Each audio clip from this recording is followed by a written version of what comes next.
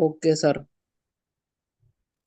Okay fine. So hi all, very good evening to all of you. Last class तक हम लोगों ने जावा के अंदर ऊप्स के सारे कॉन्सेप्ट को फिनिश किया था। आज की क्लास में हम लोग जो टॉपिक स्टार्ट करने जा रहे हैं जावा के अंदर, वो है पैकेजेस का कॉन्सेप्ट। आप सभी लोग जानते हैं कि चाहे किसी भी प्रोग्रामिंग लैंग्वेज को हम और आप यूज करें, हर प्रोग्रामिंग लैंग्वेजेस के अंदर लाइब्रेरीज का होना बेहद जरूरी होता है, क्योंकि विदाउट लाइब्रेरी हम किसी भी काम को कर नहीं सकते। अब होता क्या है, वो लाइब्रेरी या तो देखो यूजर डिफाइन होगी, या तो फिर वो लाइब्रेरी प्री डिफाइन होगी। यूजर डिफाइन लाइब्रेरी का मतलब क्या होता है, आप लोग प्री डिफाइन के बारे में तो जानते ही होंगे। तो यूजर डिफाइन लाइब्रेरी का मतलब हो गया एक ऐसी लाइब्रेरी जो आप लोग स्वयं बनाएंगे। जैसे कि अभी तक आप लोगों ने सिर्फ ये सीखा होगा कि फंक्शन बनते हैं यूजर डिफाइन, ठीक है।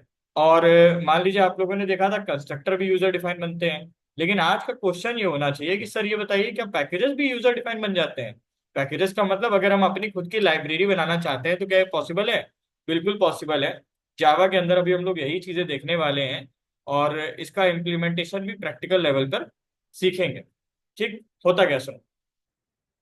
In Java, James Gosling is maintained predefined support in the form of packages। अगर हम लोग बात करें तो जावा के अंदर जेम्स गोसलिंग ने प्रीडिफाइंड सपोर्ट प्रोवाइड किया है पैकेजेस के फॉर्म में। जैसे कि हम लोग सी लैंग्वेज के अंदर प्रीडिफाइंड सपोर्ट ढूंढते हैं stdio और conio.h के अंदर, उसी तरीके से जावा के अंदर हम लोग जो प्रीडिफाइंड सपोर्ट ढूंढेंगे वो पैकेजेस के फॉर्म में ढूंढेंगे। ठीक है ना। तो in Java James Gosling is maintained predefined support in the form of packages. Okay. And these packages contain classes and interface. ये जितने भी पैकेजेस जेम्स गोसलिंग जी ने बना करके हमको दिए हुए हैं, इन सारे ही पैकेजेस के अंदर काफी सारी क्लासेस अवेलेबल हैं और काफी सारे इंटरफेस भी अवेलेबल हैं। अब आप लोग अभी एब्स्ट्रैक्शन तो पढ़ा नहीं होगा काफी सारे बच्चों ने, और काफी लोगों ने पढ़ा भी होगा। तो जिन लोगों ने एब्स्ट्रैक्शन पढ़ा होगा उनको तो पता होगा इंटरफेस क्या होता है, लेकिन जिन लोगों ने नहीं पढ़ा होगा उनको नहीं पता होगा कि इंटरफेस होता क्या है। तो अभी इस कॉन्सेप्ट को अपने माइंड में रखिएगा, जब आप लोग पढ़ लेंगे तो आप समझ जाएंगे। Interface is also a class similar to a normal class, but एक डिफरेंस होता है कि इंटरफेस क्लास के अंदर जितने भी मेथड होते हैं वो सारे के सारे एब्स्ट्रैक्ट होते हैं। अब इसका मतलब जो भी है वो लोग समझ गए होंगे जिन्होंने एब्स्ट्रैक्शन पढ़ा होगा, नहीं पढ़ा होगा प्रीवियस लेक्चर पढ़ लेना। आगे बढ़ते हैं। And these classes and interface contain pre defined methods and variable. देखो कहने का मतलब क्या है, कहने का मतलब ये है कि जेम्स गोसलिंग जी ने जावा के अंदर प्री डिफाइंड सपोर्ट प्रोवाइड किया पैकेजेस के फॉर्म में, पहली बात। दूसरी बात, ये जितने भी पैकेजेस उन्होंने दिए हैं हमको, सारे के सारे पैकेजेस के अंदर क्लासेस अवेलेबल होती हैं और इंटरफेस अवेलेबल होते हैं। ठीक। अब क्लास की अगर बात करी जाए तो हमने तुम लोगों को बताया ही था कि क्लास के 5 मेंबर होते हैं। कौन कौन से 5 मेंबर होते हैं, होपफुली मैं ये उम्मीद करता हूँ तुम लोगों को याद होगा। पहला मेंबर कौन सा होता है, वेरिएबल, फिर मेथड, फिर कंस्ट्रक्टर, देन इंस्टेंस ब्लॉक, और फिर उसके बाद अगला क्या आता है, स्टैटिक ब्लॉक। तो किसी भी क्लास के अंदर, किसी भी जावा क्लास के अंदर 5 मेंबर होते हैं, और ये 5 मेंबर उस क्लास के सदस्य माने जाते हैं। तो जावा के अंदर आप एक चीज याद रखिए कि जब भी आप किसी पैकेज के बारे में बात करेंगे तो उस पैकेज के अंदर क्या क्या पाया जाएगा, क्लास और इंटरफेस पाए जाएंगे।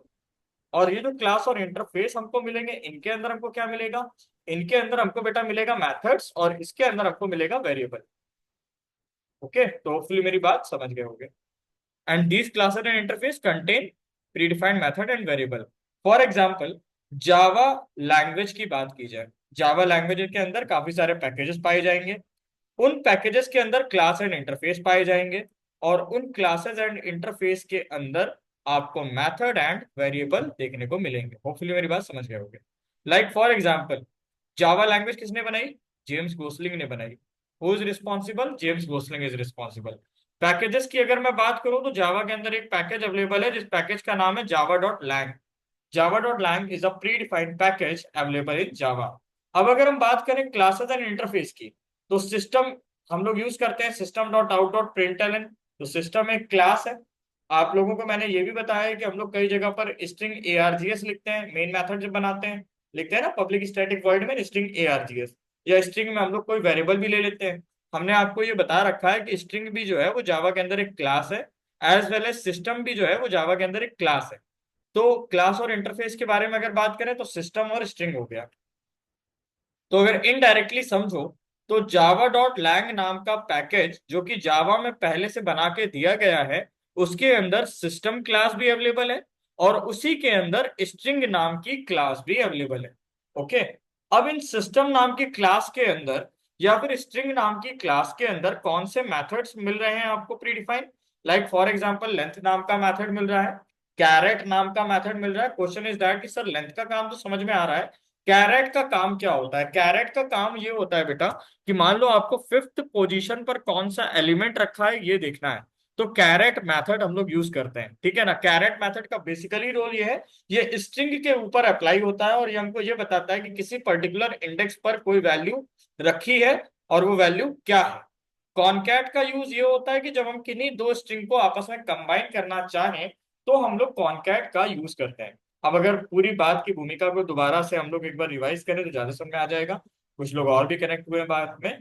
तो हम लोग का आज की क्लास का जो टॉपिक है वो पैकेजेस का चल रहा है। पैकेजेस के बारे में हम लोग जावा में बात करेंगे। जैसा कि आप सभी लोग जानते हैं, किसी भी प्रोग्रामिंग लैंग्वेज में प्री डिफाइंड सपोर्ट जो हमको मिलता है वो लाइब्रेरी के फॉर्म में मिलता है। लाइब्रेरी भी बोल सकते हैं या पैकेजेस भी बोल सकते हैं। अब वो पैकेजेस या तो प्री डिफाइन होंगे या तो यूजर डिफाइन होंगे। प्री डिफाइन का मतलब या तो वो पैकेजेस पहले से बने होंगे या तो वो पैकेजेस किसी यूजर ने बनाए होंगे अपनी सुविधा के अनुसार। फिलहाल हम लोग प्री डिफाइन के बारे में बात करेंगे, यूजर डिफाइन के बारे में बाद में समझेंगे। तो जावा लैंग्वेज जेम्स गोसलिंग जी ने बनाई है, और जेम्स गोसलिंग जी ने जावा के अंदर एक पैकेज हमको दे रखा है जावा डॉट लैंग के नाम से। हम सभी लोग जावा के अंदर system dot out dot print तो लिखते ही हैं, या फिर हम लोग जावा के अंदर स्ट्रिंग में कोई वेरिएबल तो डिक्लेयर करते ही होंगे। साथ ही साथ हम लोग पब्लिक स्टैटिक वॉइड मेन जब लिखते हैं तो वहां पे स्ट्रिंग एआरजीएस पास करते हैं। तो स्ट्रिंग तो डायरेक्टली इनडायरेक्टली हम लोग प्रोग्रामिंग में कई बार लिख लेते हैं। तो ये सारी की सारी चीजें क्लासेस और इंटरफेस के अंतर्गत आती हैं। अब क्लासेस और इंटरफेस जो होते हैं वो हमको किस तरह से हेल्प करते हैं? क्लासेस और इंटरफेस के अंदर हर एक चीज के पहले से मेथड बनाए दिए होते हैं, जैसे कि लेंथ नाम का मेथड या कैरेट नाम का मेथड या कॉन्केट नाम का मेथड। तो मेरे ख्याल से अभी तक जो भी बताया वो समझ में आ चुका होगा। आगे की बात अगर करी जाए, Java source code. So Java is a open source software, we are able to download it free of cost and we are able to see the source code of the Java. कहने का मतलब ये है कि जावा जो है वो एक ओपन सोर्स प्रोग्रामिंग लैंग्वेज है, या ओपन सोर्स प्लेटफॉर्म भी हम इसे बोल सकते हैं। मतलब किसी भी कोड को आप इजिली इंटरनेट से डाउनलोड करके उसमें किसी भी तरह का मॉडिफिकेशन, किसी भी तरह का इम्प्लीमेंटेशन कर सकते हो, ये पॉसिबल है। साथ ही साथ हम किसी भी फाइल का सोर्स कोड भी आराम से देख सकते हैं। अब अगर देखा जाए, द सोर्स कोड लोकेशन, इस फाइल को अगर आप एक्सट्रैक्ट करोगे अपने सी ड्राइव में जाना, प्रोग्राम फाइल्स में जाना, जावा के अंदर आपको जेडीके 1.7.0 के नाम से फोल्डर मिलेगा। उसके अंदर आप एसआरसी में जाना और इसको एक्सट्रैक्ट कर लेना। अब एक चीज समझो, जावा के अंदर टोटल 14 प्री डिफाइंड पैकेजेस बेटा दिए गए हैं। और देखो ये तो पता था कि प्री डिफाइंड दिए होंगे, लेकिन कितने दिए हैं? 14 पैकेजेस हैं जो कि प्री डिफाइंड है, जिसमें कि Java dot lang, Java dot IO, Java dot util, AWT, beans, dot net, applet, times, text, security, SQL, math, ये इस तरह के टोटल 14 पैकेजेस इन्होंने दिए हैं। और ये बात केवल अंकित गुप्ता नहीं बोल रहे हैं, इस बात का प्रूफ भी होगा। सी में जाना है, प्रोग्राम फाइल्स में जाना है, जावा में जाना है, जेडीके में जाना है, जेडीके में जाने के बाद बिन में जाना है, या बिन में जाने की जगह हमें जाना था, नहीं नहीं एक मिनट रुको, यहाँ पे आपको एसआरसी के नाम से एक फोल्डर मिलेगा, ठीक है। तो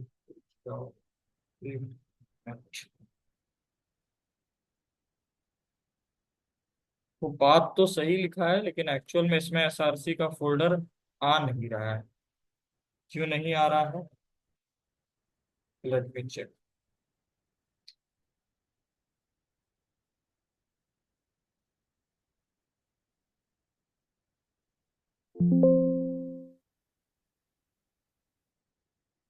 ये रहा, ये है एसआरसी के नाम से बनाया गया फोल्डर, ठीक है। और इसके अंदर पैकेजेस आपको देखने को मिलेंगे। मेरे ख्याल से ये भी फोल्डर वो नहीं है जो हमें चाहिए।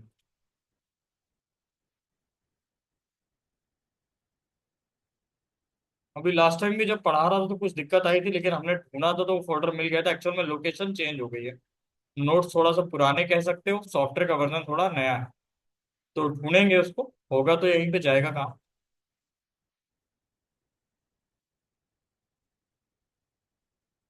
बस थोड़ा सा टाइम देना पड़ेगा। चलो देखते हैं, मैं लोकेशन बाद में बताता हूँ, ठीक है। सुनो, टाइम वेस्ट नहीं करेंगे। अभी अगर बात करी जाए तो मैंने ये बताया कि जावा के अंदर टोटल 14 प्रीडिफाइंड पैकेजेस होते हैं। और इन 14 प्रीडिफाइंड पैकेजेस में हर एक अलग अलग तरह के पैकेज का अलग अलग काम होता है। डिफॉल्ट पैकेज की यदि मैं बात करूं तो कौन सा पैकेज है बेटा जो डिफॉल्ट में काम करता है, मतलब जिसको अगर हम नहीं भी इंपोर्ट करेंगे तो भी वो अपना काम करने लगेगा। उस पैकेज का नाम है Java dot lang package. Java dot lang package default अपने आप ही काम करता है। आप लगाओ इसको या ना लगाओ, इंपोर्ट करो या ना करो, कोई मतलब नहीं है। Package is nothing but physical folder structure. अगर सिंपल लैंग्वेज में बात करें तो आप लोग हर एक फाइल को स्टोर करने के लिए कुछ ना कुछ फोल्डर बनाते हो, तब जाके उसमें फाइलों को रखते हो। तो जावा के अंदर भी यही करना है कि फोल्डर बनाना है, फोल्डर के अंदर अपना कोड रखना है। जैसे फॉर एग्जांपल हम किसी एक कॉलेज के लिए काम कर रहे हैं। कॉलेज में एडमिन डिपार्टमेंट अलग है, अकाउंट्स डिपार्टमेंट अलग है, स्टूडेंट डिपार्टमेंट अलग है। मैंने तीनों के जावा कोड लिख लिए और लिखने के बाद उनको एक फोल्डर के अंदर सेपरेट कर दिया। इसी में आगे चलेंगे, चीजों को और भी क्लियर करते जाएंगे आगे से। Type of package pre define user define, ये तो बता दिया। प्री डिफाइन का क्या रोल है वो भी समझ में आ गया होगा। अब थोड़ा बात कर लेते हैं यूजर डिफाइन के बारे में कि जावा के अंदर हम लोग यूजर डिफाइन पैकेज कैसे बनाएंगे। The packages which are defined by the user and these packages contain user defined classes and interface. कहने का मतलब ये है कि देखो वो तो समझ में आ ही रहा है कि वो पैकेज जो यूजर बनाएगा वो यूजर डिफाइंड पैकेज होंगे। लेकिन इस पैकेज के अंदर होगा क्या? इस पैकेज के अंदर यूजर के द्वारा बनाई गई क्लास होगी और यूजर के द्वारा बनाए गए इंटरफेस भी होंगे। हम अगर अपना पैकेज बनाएंगे तो किस नाम से बनाएंगे और कैसे बनाएंगे? Declare the package by using package keyword. Package बनाने के लिए पैकेज नाम का कीवर्ड हमें यूज करना है। सिंटैक्स क्या है? फॉर एग्जांपल पैकेज कीवर्ड लिखा और पैकेज का नाम रख दिया। एग्जांपल के तौर पे पैकेज है कीवर्ड और कॉम डॉट श्राव्या। इसका मतलब क्या है? कॉम डॉट श्राव्या का मतलब है कि हमने पैकेज का नाम रखा है कॉम डॉट श्राव्या। अब आपका कहने का रोल ये होना चाहिए कि सर कॉम डॉट श्राव्या आपने क्यों लिखा है, क्या रोल है कॉम डॉट श्राव्या रखने का? तो मैं स्ट्रक्चर अभी समझाता हूँ। अब मेरी बात पहले भी समझ लेना, स्ट्रक्चर के लिए हम लोग इस डायग्राम को भी समझेंगे, तब तुम्हें समझ में आएगा कि नाम हमको रखना कैसे है। थोड़ा सा पेशेंस रखो, पॉइंट टू पॉइंट पढ़ते जाते हैं। तो inside the source file it is possible to declare only one package statement. किसी भी सोर्स फाइल के अंदर केवल और केवल आप एक ही पैकेज स्टेटमेंट डिक्लेयर कर सकते हो। And that statement must be the first statement of the source file. और ये भी याद रखना है, मैंने ये तो देख लिया कि जो भी हम जावा प्रोग्राम रखेंगे लिखेंगे उसको हम पैकेज के तौर पे ट्रीट कर सकते हैं। लेकिन किसी भी जावा प्रोग्राम के अंदर आप पैकेज स्टेटमेंट एक ही बार बेटा डिक्लेयर कर सकते हो, एक से ज्यादा बार नहीं कर सकते। फॉर एग्जाम्पल एग्जाम्पल नंबर 1 की यदि मैं बात करूं तो यहां पर हम लोगों ने लिखा है पैकेज कॉम डॉट श्राव्या। ठीक है, इसका मतलब हम लोग एक पैकेज बनाना चाहते हैं कॉम डॉट श्राव्या के नाम से। लेकिन नीचे अगर देखो तो आपने दो पैकेजेस को इंपोर्ट किया है। ये दोनों पैकेजेस जो है ये यूजर डिफाइंड। ये कैसे पैकेजेस हैं? User defined. लेकिन ऊपर वाला जो पैकेज है वो कैसा है? प्री डिफाइंड है। ठीक। अब अगर हम बात करें, ये वाला तरीका इनवैलिड बताया जा रहा है। क्यों? क्योंकि हम लोगों ने पहले दो पैकेजेस को इंपोर्ट किया, बाद में हम लोगों ने अपना पैकेज बनाया, जबकि कहा यह जा रहा है inside the source file it is possible to declare only one package statement. किसी भी सोर्स फाइल के अंदर केवल एक ही पैकेज स्टेटमेंट बनाया जा सकता है, ये बताया जा रहा है। चलो ये तो हमें बात क्लियर हो गई। And that statement must be the first statement of the source file. कि आप पैकेज बना रहे हो वो दिक्कत वाली बात नहीं है, लेकिन पैकेज स्टेटमेंट पहली लाइन में होना चाहिए। जैसे कि इधर अगर देखा जाए तो पहली लाइन में था, लेकिन अगर इधर देखा जाए तो तीसरी लाइन में, यानी ये तरीका जो है बेटा गलत हो गया। समझ रहे हैं ना? अब अगर हम सेकंड वाले एग्जांपल की और बेटा समझा जाए और बात करें हम लोग इसको, तो होगा क्या? इसको भी इनवैलिड बोल रहे हैं। क्यों? क्योंकि हमको ये सिखाया गया है कि पैकेज हमेशा फर्स्ट लाइन में बनाया जाता है। लेकिन यहाँ पर अगर हम लोग ध्यान से देखें और चीजों को समझें तो पैकेज हम लोगों ने सेकंड लाइन में बनाया हुआ है। पहले हम लोगों ने एक बना बनाया पैकेज इंपोर्ट किया, तीसरी लाइन में भी वही किया, और हम जिस पैकेज को बनाना चाहते थे उसको हमने बीच में डाल दिया। यानी ये वाला तरीका भी मेरा गलत हो गया। सेकंड लाइन में अगर देखें, चलो ये तो समझ में आ रहा है कि पहली लाइन में पैकेज बनाया, वैलिड हो गया, कोई दिक्कत नहीं। लेकिन आपने ये गलती कर दी कि यहाँ पे आपने दो पैकेज बना लिए, जो कि गलत है। यहाँ पे लिखा है ना कि declare only one package statement, केवल आप एक पैकेज स्टेटमेंट बना सकते हो, एक से ज्यादा पैकेज स्टेटमेंट आप नहीं बना सकते हो। कितने लोगों को मेरी यहां तक की सारी बातें समझ में आई है? Type yes in the chat box. Do it fast guys. जितने लोगों को यहाँ तक क्लियर है, type yes in the chat box.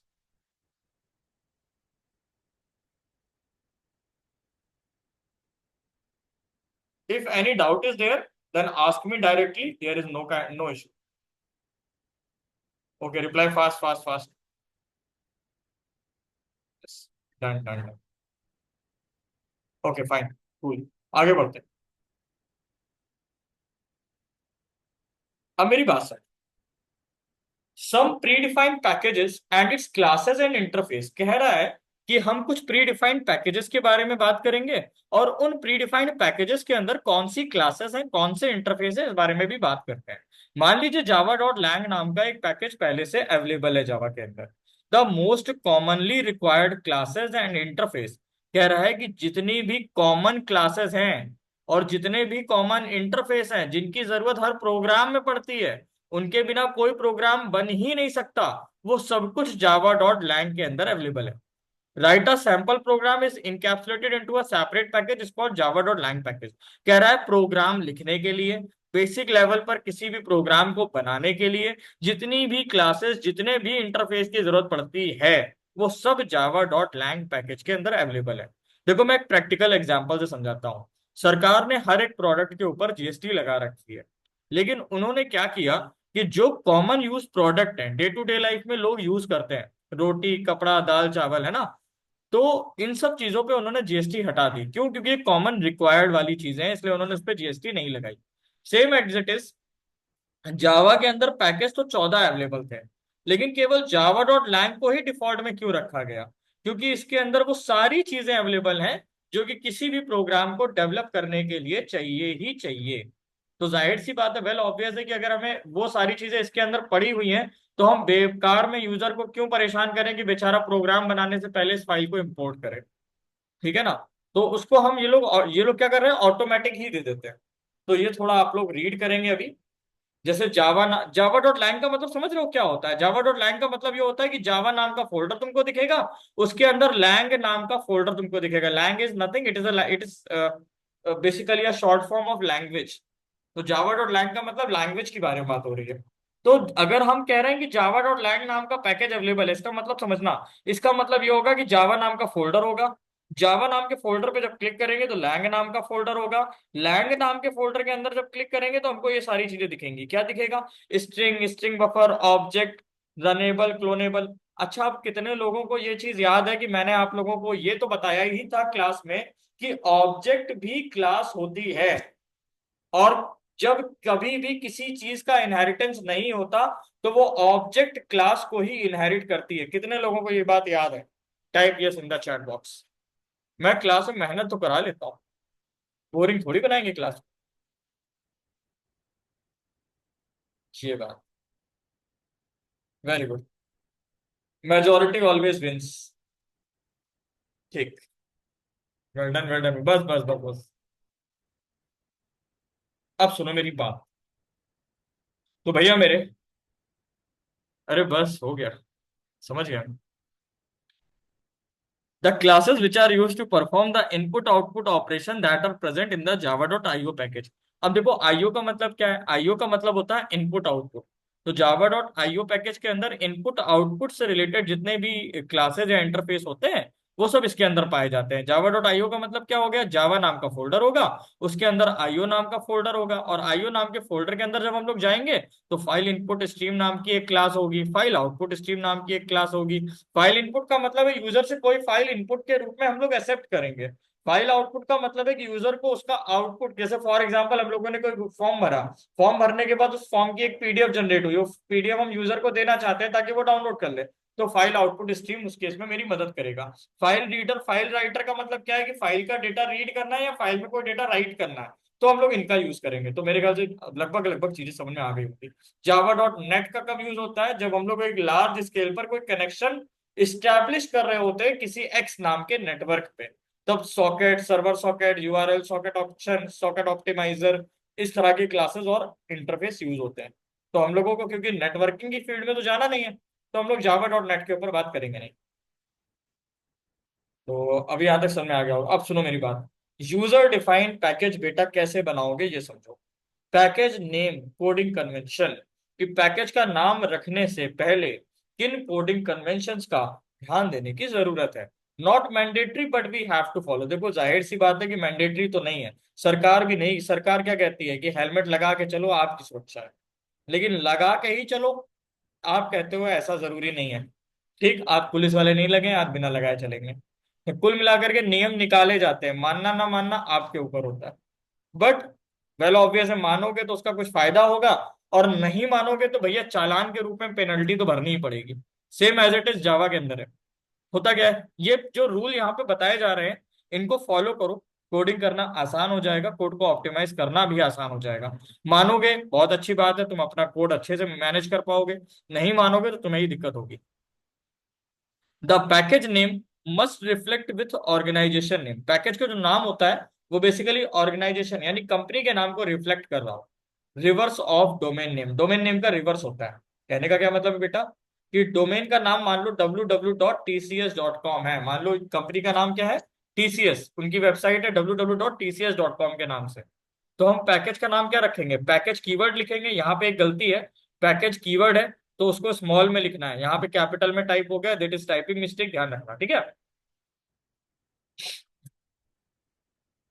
Sorry. तो पैकेज लिखेंगे और इसका रिवर्स कर देंगे, यानी tcs.com क्या बन जाएगा, com.tcs। com.tcs पता है बेटा क्या रिप्रेजेंट कर रहा होगा, कॉम नाम का फोल्डर होगा, कॉम नाम के फोल्डर के अंदर टीसीएस नाम का फोल्डर आपको दिखाई पड़ेगा। ठीक। Package name must reflect with project name. Package का जो नाम होना चाहिए वो प्रोजेक्ट के नाम को भी डिस्प्ले कर रहा हो, रिफ्लेक्ट कर रहा हो। यानी मान लीजिए टीसीएस कंपनी के अंदर हम लोग बैंक नाम के किसी प्रोजेक्ट पे काम कर रहे हैं, तो अब जो हम पैकेज का नाम रखेंगे वो होगा पैकेज com.tcs.bank। चलो मान लेते हैं, मान लीजिए हमारी जो वेबसाइट है उसका नाम है www डॉट, इतना बड़ा तो नहीं लिखेंगे, lits.com। तो पैकेज किस नाम से बनेगा, पैकेज नेम। पैकेज का नाम क्या होगा, पैकेज कीवर्ड लिखेंगे और इसमें लिख देंगे com.lits। मतलब जब कंपाइल होगा प्रोग्राम तो कॉम नाम का फोल्डर हमको डेस्कटॉप पे दिखाई देगा, जब उस पर क्लिक करेंगे तो lits नाम का फोल्डर दिखाई देगा। मान लो हम लोगों ने जो प्रोजेक्ट चूज किया है जिस पर अभी हम लोग काम कर रहे हैं वो है प्लेसमेंट। हम लोग किसी प्लेसमेंट नाम के प्रोजेक्ट पे काम कर रहे हैं। तो अब हमारे जो प्रोजेक्ट का नाम होगा वो जो पैकेज का नाम होगा वो प्रोजेक्ट नाम को भी डिस्प्ले कर रहा होगा।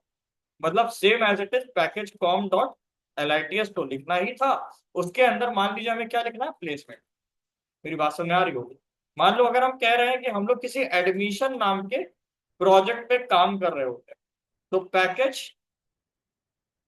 com.lits.admission हो जाता। तो मेरी बात समझ में आ रही होगी।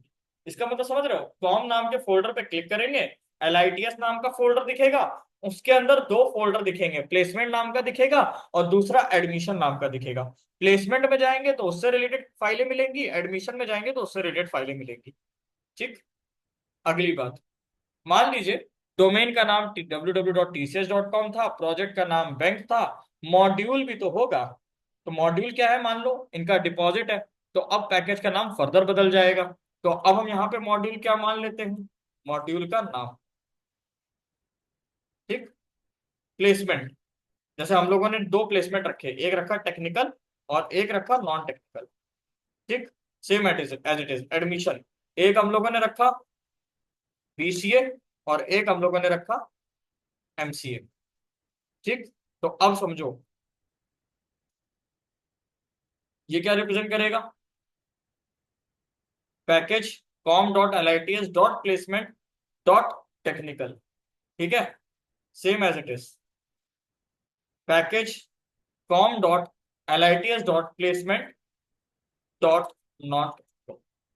क्लियर है ना, सेम एज इट इज यहाँ पे हो जाएगा package com.lits.admission.bca।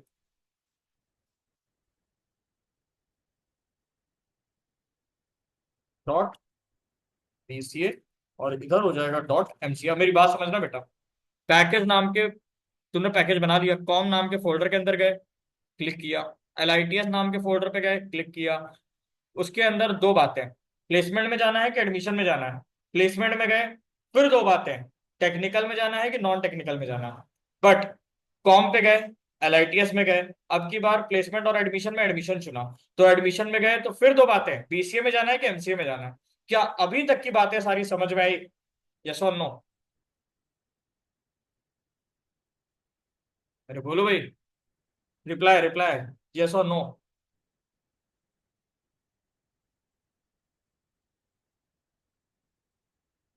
Do fast do fast do fast. बहुत बढ़िया बहुत बढ़िया। चलो मेहनत सफल हो रही है, अच्छा लग रहा है जान के। सुनो, तो package com dot TCS dot bank dot deposit नाम का बेटा बन गया है, जिसमें कि पैकेज जो है वो कीवर्ड है। कॉम डॉट टीसीएस क्या था? डोमेन नेम का रिवर्स था। बैंक जो लिखा था वो क्या था? प्रोजेक्ट का नाम था। ठीक है, डिपॉजिट जो लिखा था वो क्या था? मॉड्यूल का नाम। अगर विड्रॉ नाम का होता तो विड्रॉ मॉड्यूल हो जाता। अब सुनो मेरी बात। मान लो मॉड्यूल वन था डिपॉजिट, ठीक। मॉड्यूल टू था विड्रॉ। मॉड्यूल थ्री था मनी ट्रांसफर। मॉड्यूल फोर था अकाउंट इंफॉर्मेशन। मान लो बेटा बैंक नाम के प्रोजेक्ट पे काम हो रहा है, चार टीमें हैं, सबको अलग अलग टीम को अलग अलग काम दिया गया। मॉड्यूल वन मतलब टीम वन, मॉड्यूल टू का मतलब समझ लो टीम टू, मॉड्यूल थ्री मतलब टीम थ्री, मॉड्यूल फोर का मतलब टीम फोर। मॉड्यूल वन यानी टीम वन क्या करेगी? डिपॉजिट का पूरा तैयार कर देगी। टीम टू क्या करेगी? विड्रॉ का पूरा तैयार करेगी। टीम थ्री मनी ट्रांसफर तैयार करेगी। टीम फोर अकाउंट इंफॉर्मेशन को तैयार करेगी। क्लियर? अब कॉम डॉट टी, कॉम के अंदर गए, टीसीएस के अंदर गए, बैंक के अंदर गए, डिपॉजिट वाले पे क्लिक किया, तो डिपॉजिट की क्लास फाइल हमको देखने को मिलेगी। ऐसे अगर विड्रॉ के लिए हमें जाना होता तो क्या करते? कॉम पे तो जाते ही जाते। कंपेयर करना अब आमने सामने। कॉम पे तो जाते ही जाते, टीसीएस के अंदर भी जाते ही जाते, बैंक में भी जाते। बट दो बातें आ जाती, डिपॉजिट में जाना है कि विड्रॉ में। डिपॉजिट में जाते तो डिपॉजिट की क्लास फाइलें मिल जाती, विड्रॉ में जाते तो विड्रॉ की क्लास फाइलें मिल जाती। सेम वैसे ही नीचे भी बना हुआ है। कॉम के अंदर गए, टीसीएस के अंदर गए, बैंक के अंदर गए, फिर वही बात मनी ट्रांसफर के अंदर जाते तो वो फाइलें दिखती। यानी मेरी ख्याल से अब मैंने इतना तो समझा दिया कि पैकेजेस क्या होते हैं। आप ही क्या होगा, ऐसा थोड़ी है, गलत थोड़ी पढ़ा देंगे। Yes sir. चल, तो हुआ क्या ये समझो। It improves parallel development of the project. यहाँ पर प्रोजेक्ट का जो डेवलपमेंट हो रहा है वो पैरेलल हो रहा है, यानी कोई भी टीम रुकी नहीं है किसी दूसरे की वजह से, सब लोग अपना अपना काम कर रहे हैं। बाद में इन सबकी क्लास फाइल को उठा के एक जगह रख के कंबाइन कर दिया जाएगा। Project maintenance will become easy. Project को मेंटेन करना भी तो आसान हो गया। अगर हम कह रहे हैं डिपॉजिट करने पर डिपॉजिटेड अमाउंट शो नहीं हो रहा है, तो जाहिर सी बात है डिपॉजिट का मॉड्यूल देखो, है ना। अगर विड्रॉ करने पर अमाउंट अपडेट नहीं हुआ तो विड्रॉ के मॉड्यूल में जाके देखो। It improve shareability of the project. हम चाह रहे हैं कि मान लो मनी ट्रांसफर वाला जो मॉड्यूल है, हमने कहा यार इसमें काम ज्यादा है, तो हमने कहा तीन लोगों में बांटेंगे, तो आराम से उसको शेयर कर दो, वो भी इस पे काम करने लगेगा। उसको उठा के आपको क्या करना है? क्लास फाइलें तो देनी है। दूसरी बात, सोर्स कोड से बाइट कोड बनता है, ऑब्जेक्ट कोड तो बनता नहीं है। तो दिक्कत क्या है? दो को दो तो चार को दो, ठीक है ना। तो शेयरेबिलिटी भी हो जाएगी, रीडेबिलिटी भी आसान है, और कोड को अंडरस्टैंड करना भी आसान है। ऐसा नहीं कि बहुत बड़ा कोड हो जाएगा। तो in real time the project is divided into number of module. Real time में देखो यही होता है कि बड़ा सा प्रोजेक्ट छोटे छोटे मॉड्यूल में डिवाइड कर दिया जाता है। That each and every module is nothing but package statement. और हर एक मॉड्यूल होता कुछ नहीं है, उसको पैकेज ही बोलेंगे, या पैकेज समझ लो। अब सुनो मेरी बात। अब हम लोग बनाएंगे एक छोटा सा एप्लीकेशन, ताकि तुम लोगों को चीजें थोड़ा क्लियर हो जाए। तो थ्योरी समझ में आ गई हो तो प्रैक्टिकल की तरफ बढ़ा जाए, शुरू हो जाए। तो बोलोगे ही नहीं, कोई बात नहीं, मत बोलो। एडिट प्लस पे चलते हैं, फाइल पे गए, न्यू पे क्लिक करते हैं, और जावा पे जाते हैं। मान लो, एक काम करोगे, ये वाली जो मीटिंग है इसमें ज्यादा टाइम नहीं बचा है, दोबारा लिंक दे रहा हूँ, फिर से